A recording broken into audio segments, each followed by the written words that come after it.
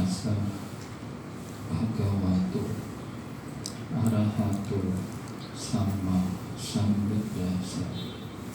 Namo tassa bhagavato arahato sama sambuddhassa. Namo tassa bhagavato arahato sama sambuddhassa. Bergegaslah melakukan kebajikan, kendalikan pikiranmu dari kejahatan. Barang siapa lamban berbuat baik, maka pikirannya akan senang dalam kejahatan. Dhammapada 116.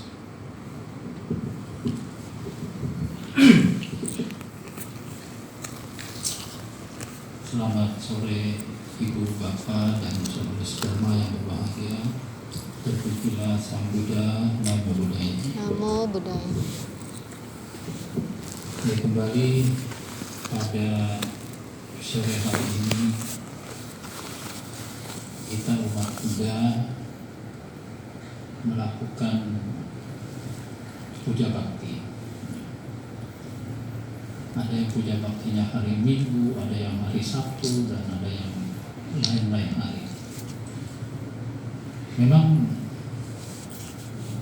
ini merupakan satu kewajiban bagi kita sebagai umat beragama. Bukan hanya kita saja yang melaksanakan ibadah pada setiap minggunya. Saudara-saudara kita yang dari agama lain pun mereka melakukan ibadah. Jadi meskipun saat ini kita masih melakukan puja bakti secara online, mudah-mudahan saja hal ini tidak mengurangi semangat daripada ibu bapak dan saudara dalam melakukan perbuatan baik. Meskipun kita menyadari bahwa pandemi baru saja melandai, ya, tapi dengar-dengar kabar ada lagi yang baru. Nah, untuk itu kita jangan lupa pada protokol kesehatan sehingga kita tidak terkena imbas. Ibu, bapak, dan saudara-saudari sedama, setiap manusia pasti mempunyai rasa takut. Dari kita kecil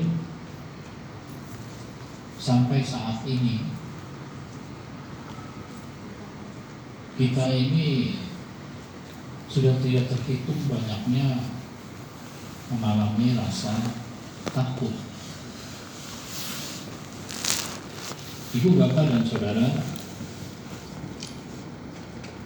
kalau kita ditanya sudah berapa banyak rasa takut yang merasuk di diri kita, kita nggak tahu, sudah nggak ingat lagi kita, mungkin sudah terlalu banyak. Ada orang yang takut kalau jalan sendirian malam-malam, takut. Ada juga orang yang takut pada ketinggian. Saya ada punya teman takut dengan ketinggian. Jadi kalau pergi ke objek wisata, itu kan sekarang objek wisata tuh ada yang kayak semacam apa sih gitu, yang foto-foto yang buat fotonya bagus-bagus gitu ya, naik-naik. Gue takut gitu. Jalannya sudah berinding-berinding deh. Nah, banyak sekali rasa-rasa takut yang kita miliki. Ibu, bapak, dan saudara, dari sekian banyaknya rasa takut, manusia itu sebenarnya cuma takut kepada 3 hal. Yang pertama, manusia itu takut pada usia tua. Kenapa kita takut mengalami usia tua? Karena kita melekat.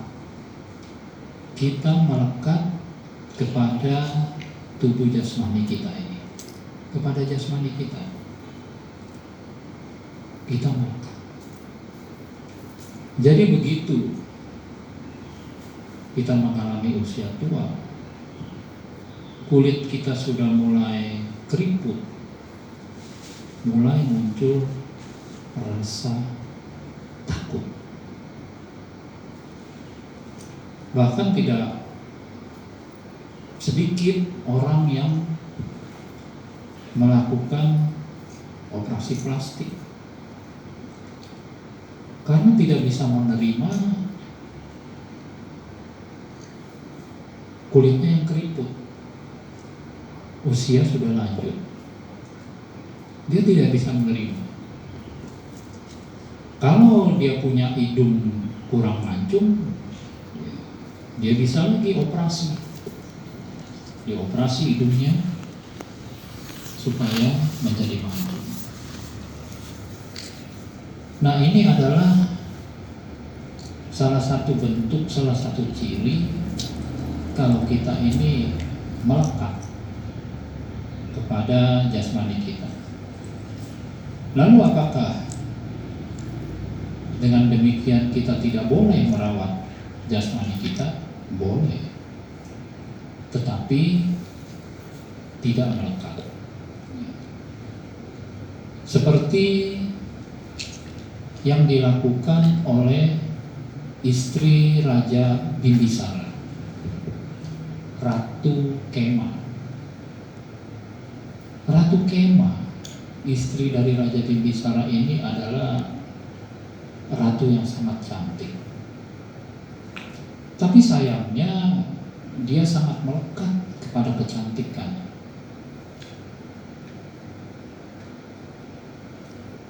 Dia sangat sombong dengan kecantikan yang dimilikinya.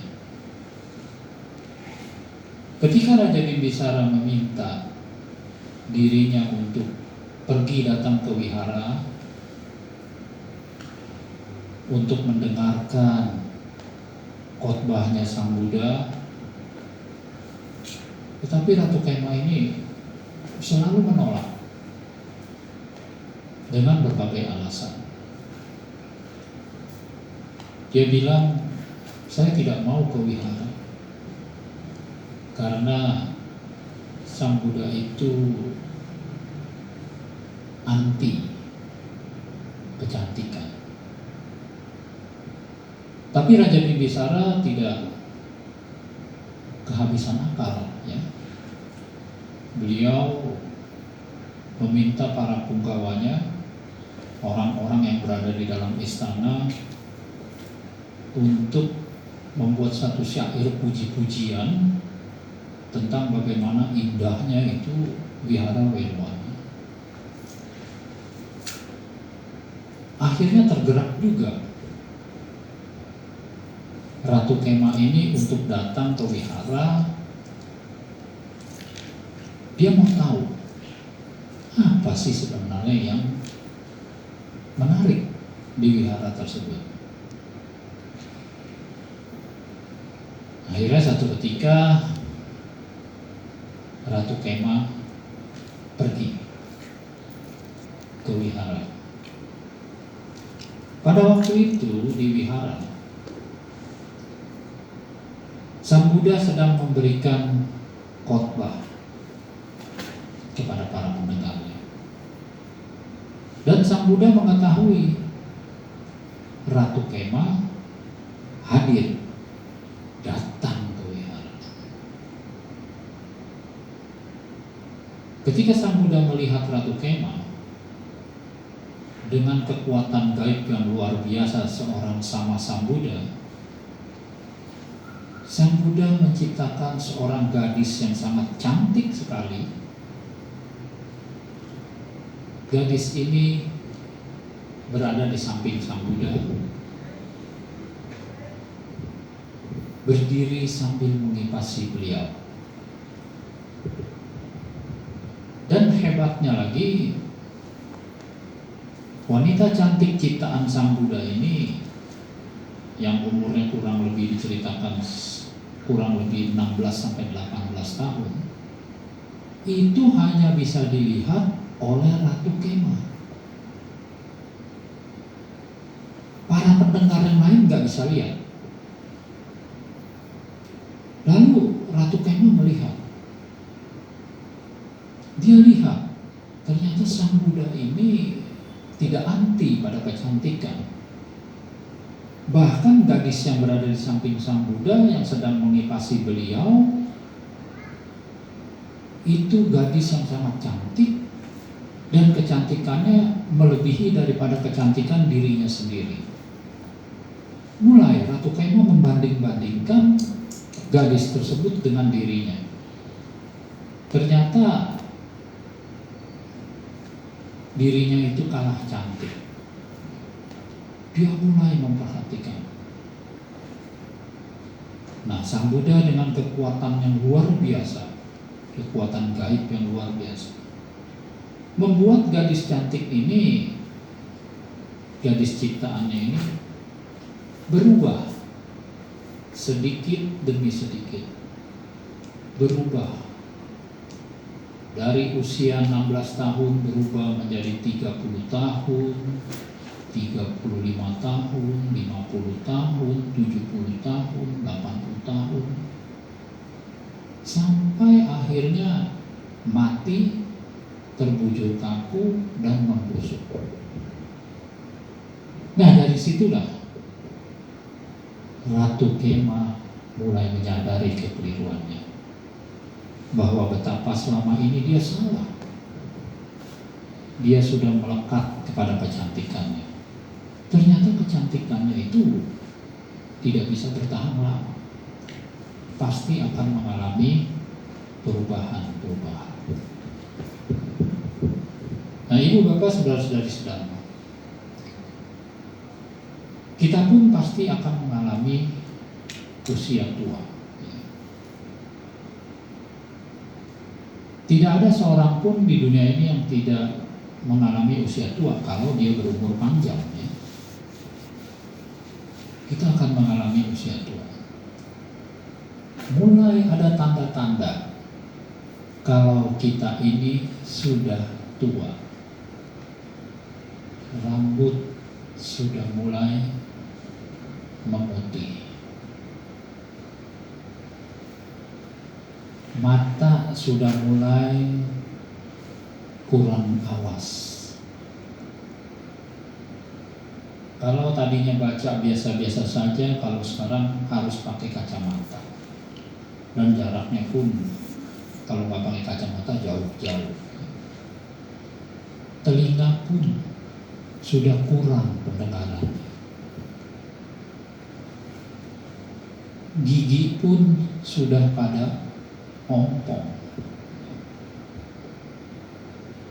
Nah, itu adalah tanda-tanda orang yang sudah tua. Kalau dulu masih muda, kemana-mana selalu pakai minyak wangi. Ya.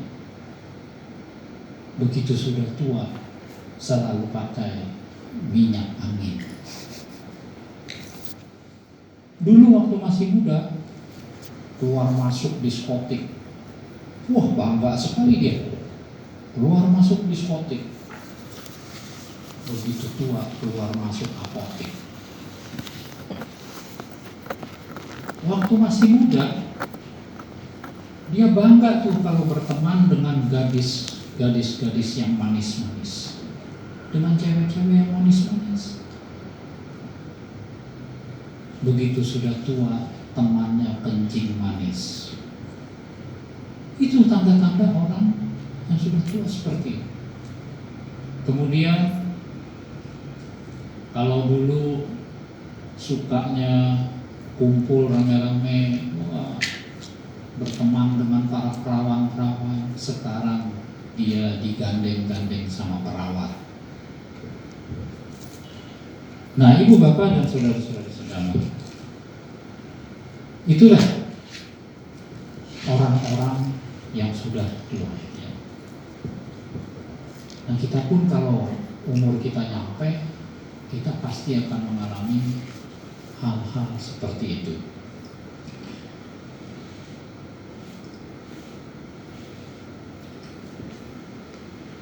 Kemudian ibu bapak dan saudara-saudari saudara, takutan yang kedua adalah kita ini takut sakit. Padahal siapapun pasti akan mengalami sakit. Ya. Sang Buddha aja mengalami sakit. Nah, kita pun semua pasti akan mengalami sakit. Kenapa kita takut sakit? Karena diri kita ini masih diliputi oleh kesenangan indera. Diri kita ini dikuasai oleh 6 ekor kuda. 6 ekor kuda ini adalah simbol daripada indera-indera kita. Mata kita, indera mata, kita pengen selalu melihat hal-hal yang bagus, yang indah, yang cantik. Telinga pengen dengar yang merdu-merdu. Ketika kita sakit, susah kita melihat hal-hal yang bagus, mendengar hal-hal yang merdu.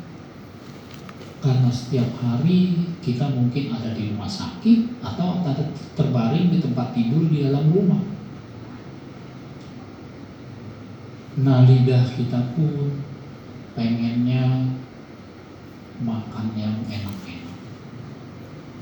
Ketika kita sakit, makanan yang enak pun tidak akan ada rasanya.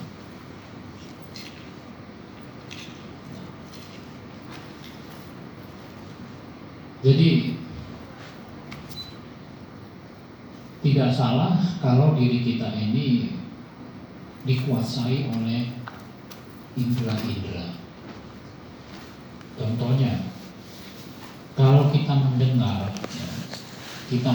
dari teman atau kita melihat dari sosmed, ada buka restoran baru, rumah makan baru, wah, meskipun jauh kita pasti datang. Itu kita pasti datang. Karena diri kita ini dikuasai oleh kesenangan indera. Nah, ibu bapak saudara-saudari saudara, ciri orang sakit ya, sudah terbujur di tempat tidur terus. Ada juga yang kadang-kadang pakai kursi roda. Nah, banyak sekali kalau kita lihat orang-orang yang sakit. Karena memang harus mengalami hal tersebut. Tidak ada seorang pun di dunia ini yang tidak mengalami sakit. Dia pasti akan mengalami sakit. Apakah sakitnya nanti akan menjadi berat atau ringan? Ya, itu tergantung lagi kepada karma yang diperbuatnya. Nah, makanya kalau kita ingin tidak mau sakit terlalu berat, ya, harus banyak-banyak berbuat baik. Berbuat baiknya adalah dengan cara memberikan pertolongan kepada orang yang sakit, membuat orang yang sakit menjadi sembuh. Ya. Nah, itulah cara kita menekan karma buruk yang terlalu berat dengan banyak melakukan perbuatan baik. Jadi orang yang sakit berat atau yang sakit ringan, yaitu tergantung dari karmanya masing-masing. Nah, kalau kita tidak mau sakit kita terlalu berat, ya banyak-banyaklah menolong orang yang sedang sakit, membuat orang yang sakit menjadi sehat. Kalaupun nanti kita sakit, kita sakitnya tidak menjadi sakit yang berat. Ibu bapak dan saudara-saudari sedang. Yang ketiga adalah kita pasti takut kalau mengalami kematian. Kenapa kita takut mengalami kematian?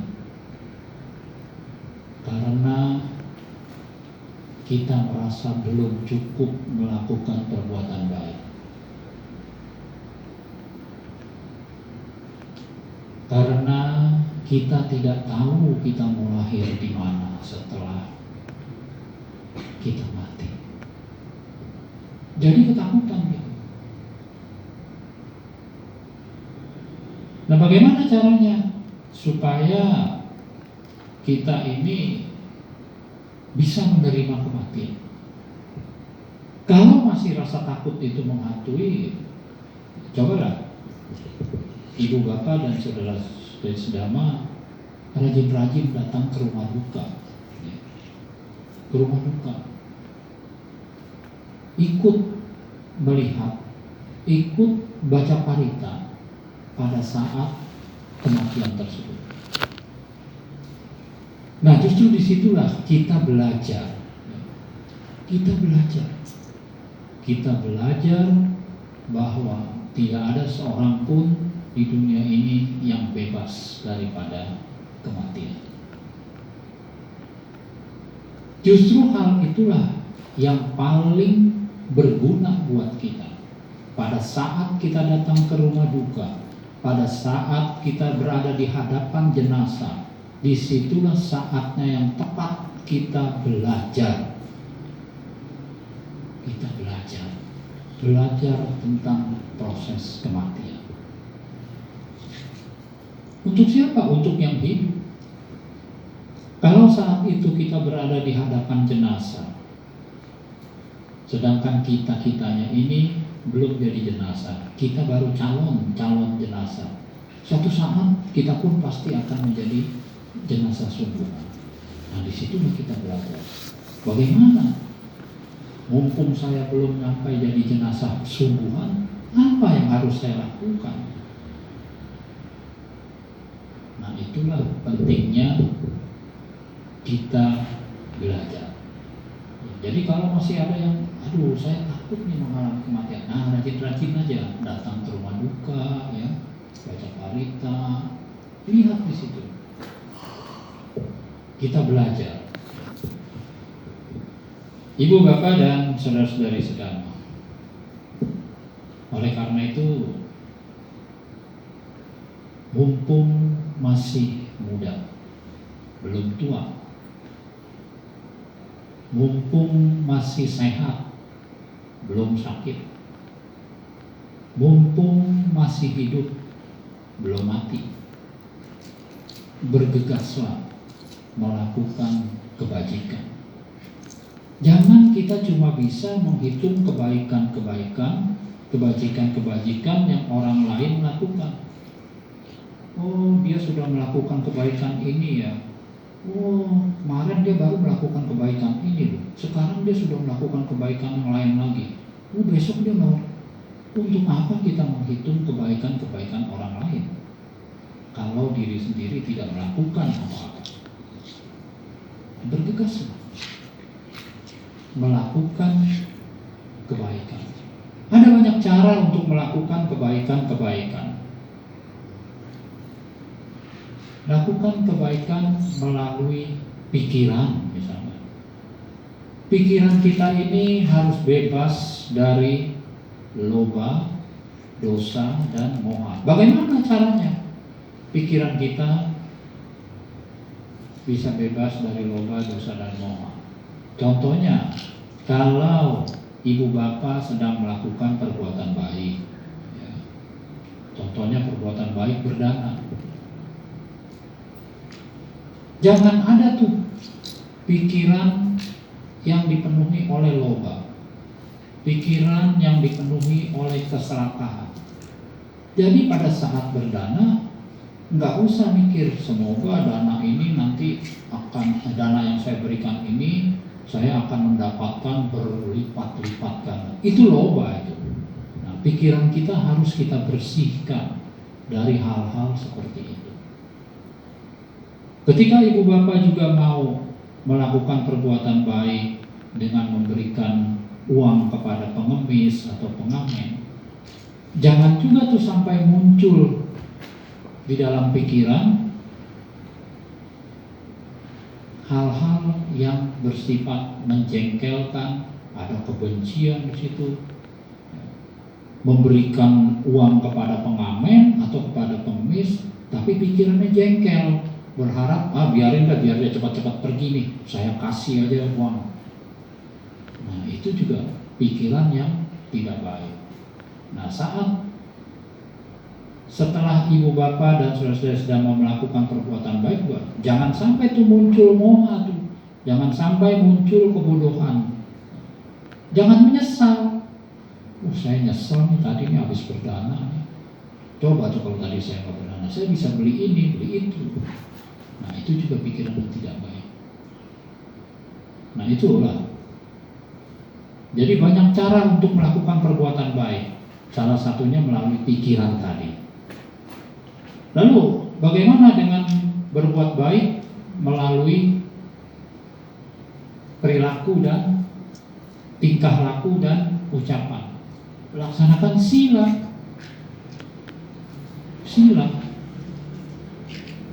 Nah, dalam agama Buddha kita kan mengenal Pancasila Buddhis.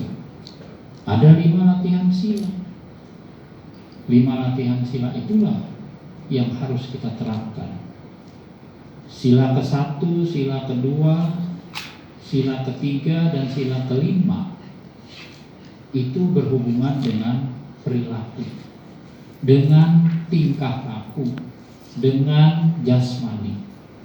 Sedangkan sila yang keempat berhubungan dengan ucapan. Tapi kan itu silanya nggak ngapa-ngapain, Romo. Silanya itu kan nggak aktif. Saya bertekad melatih diri menghindari pembunuhan makhluk hidup. Saya bertekad melatih diri menghindari mengambil barang yang tidak diberikan. Semuanya adalah menghindari. Itu artinya kita tidak aktif, hanya menghindar. Nah, kita harus bikin sila ini menjadi sila yang aktif. Saya bertekad melatih diri untuk menghindari pembunuhan makhluk hidup. Jangan cuma menghindar, tapi kita melakukan penyelamatan makhluk hidup. Saya bertekad melatih diri menghindari mengambil barang yang tidak diberikan. Nah, jadi jangan cuma menghindar, tetapi harus kita kembangkan sila ini menjadi sila yang aktif. Caranya bagaimana? Kita tidak mengambil barang yang tidak diberikan, tapi kita melakukan praktek memberi. Artinya berdana. Itu jadi aktif silanya. Nah, dalam praktek berdana pun jangan sampai kita tebang-tebang pilih, ya, tebang-tebang pilih. Jadilah seperti awan yang hujan di mana-mana. Jangan menjadi awan yang tanpa hujan. Ada awan dia tanpa hujan. Jadi orang ini hidupnya berada, kaya, tapi nggak pernah memberi. Ada juga orang yang seperti awan, tapi hujannya hanya hujan lokal. Jadi pada saat dia mau berdana, dia pilih-pilih. Nah, kan lebih bagus ada awan, tapi hujan di mana-mana. Enggak pilih-pilih. Nah, itulah yang harus kita lakukan. Jadi melakukan perbuatan baik itu banyak sekali caranya. Bisa melalui pikiran, bisa juga melalui perilaku, sila, moral. Ya. Ibu, bapak, dan saudara-saudari sekalian, di dalam Anggutara Nikaya dikatakan ada perumpamaan 4 ekor kuda. Nah, 4 ekor kuda ini, kuda yang pertama adalah kuda yang baru melihat bayang-bayang tongkat. Kuda ini sudah tahu apa yang harus dia lakukan. Kemudian kuda yang kedua, kalau kuda ini rambutnya disentuh sama tongkat, dia tahu apa yang harus dia lakukan. Kuda yang ketiga adalah kuda yang kalau kulitnya disentuh dulu, ya, tubuhnya disentuh sama tongkat, dia tahu apa yang dia lakukan.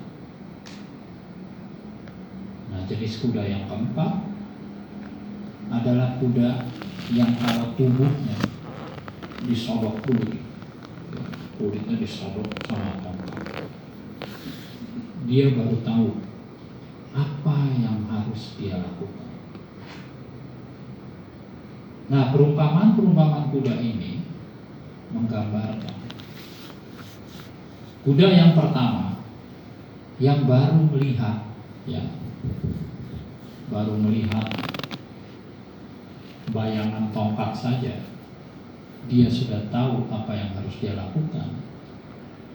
Ini adalah perumpamaan dari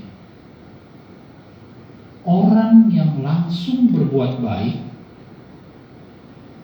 ketika dia baru mendengar saja, baru mendengar di sana ada bencana, di sana ada orang yang perlu ditolong, dia sigap. Nah, kuda yang kedua yang kalau rambutnya disentuh dulu sama tongkat baru bereaksi. Ini adalah contoh daripada orang yang sudah melihat dulu apa yang terjadi, baru hatinya tergerak untuk melakukan perbuatan-perbuatan baik. Kalau yang pertama tadi kan baru dengar aja nih, baru dengar, gesit dia, langsung dia melakukan perbuatan-perbuatan baik. Tapi kuda yang kedua, dia harus melihat dulu. Nah, setelah dia melihat, baru dia mau melakukan perbuatan baik. Kuda yang ketiga adalah jenis kuda yang kalau badannya disentuh dulu, ya, badannya, kulitnya disentuh dulu dengan tongkat, baru dia mau berbuat baik. Nah, ini adalah contoh kalau dia melihat saudaranya, sanak familinya mengalami masalah, dia baru tergerak hatinya untuk melakukan perbuatan baik. Nah, yang keempat adalah kuda yang kalau disodok-sodok dulu. Ini adalah kalau dirinya sendiri sudah mengalami masalah, baru dia sadar bahwa selama ini dia lupa berbuat baik. Ketika kena pada dirinya sendiri, baru dia sadar untuk melakukan perbuatan baik. Nah, itulah 4 hal contoh perumpamaan orang-orang yang siap untuk melakukan perbuatan baik. Ibu, bapak, dan saudara-saudari sedang. Lalu bagaimana caranya kita mengatasi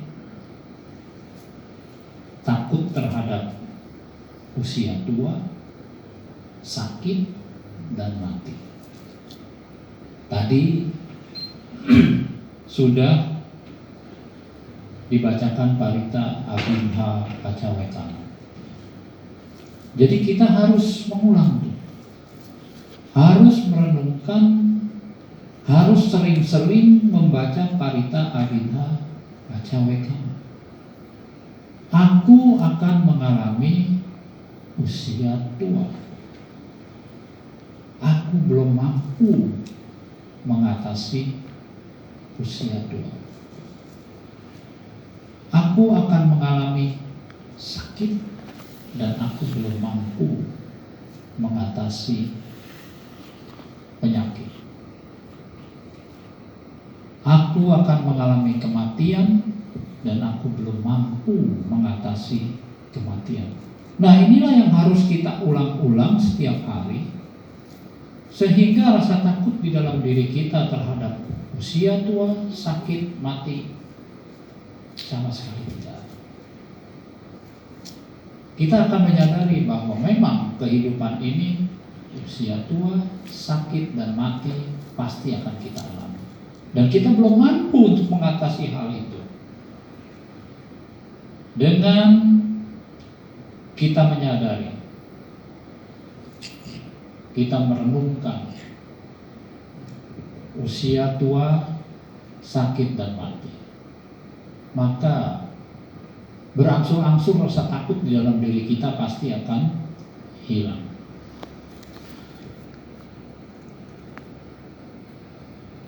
Merenungkan usia tua, merenungkan sakit, merenungkan kematian. Ini masing-masing untuk mengurangi ego kita. Ketika kita merenungkan usia tua, bahwa kita tidak boleh sombong ketika kita masih muda. Ketika kita merenungkan sakit, kita tidak akan pernah menjadi sombong ketika kita dalam kondisi sehat. Ketika nanti kita merenungkan kematian, kita juga tidak akan sombong ketika kita berumur panjang. Nah, ibu, bapak, dan saudara-saudari sedang,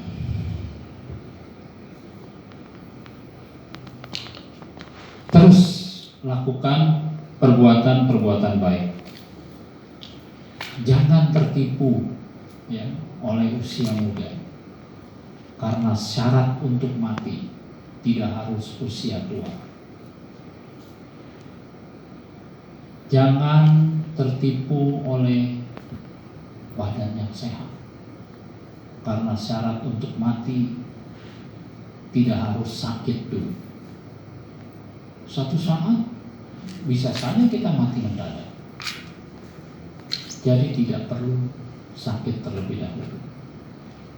Teruslah berbuat baik. Jadilah seperti jantung, ya, jantung yang terus berdenyut, ya, memberi berdetak-detak terus, memberikan kehidupan buat kita.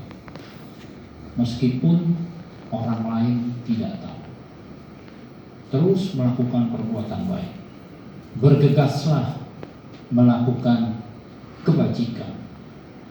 Kendalikan pikiranmu dari kejahatan. Barang siapa lamban berbuat baik, maka pikirannya akan senang dalam kejahatan. Itu terdapat di dalam Dhammapada 116 ya.